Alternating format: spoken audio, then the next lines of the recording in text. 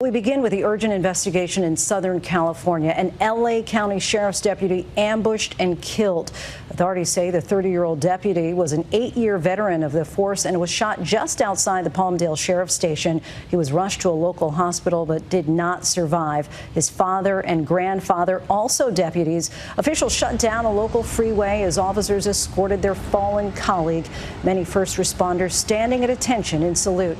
And now tonight, the urgent search for the gunman who ambushed and fatally shot an LA County Sheriff's deputy in what officials are calling a targeted act. Ryan was in full uniform in a marked black and white Sheriff's Department vehicle and had just exited the station northbound on Sierra Highway.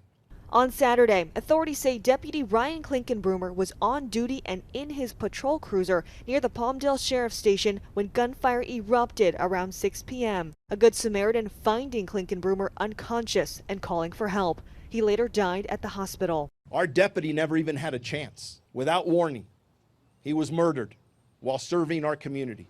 Overnight, dozens lining up to pay their respects as Clinkunbroomer's body was transported to the coroner's office. Investigators now zeroing in on this surveillance video obtained by our station KABC, showing a dark gray car slowly pull up next to the deputy's vehicle, then speed off. Afterward, the deputy's car appearing to slow to a stop. Tonight, authorities now asking for the public's help in locating that car. The vehicle is described as a 2006 to 2012 Toyota Corolla, dark gray in color.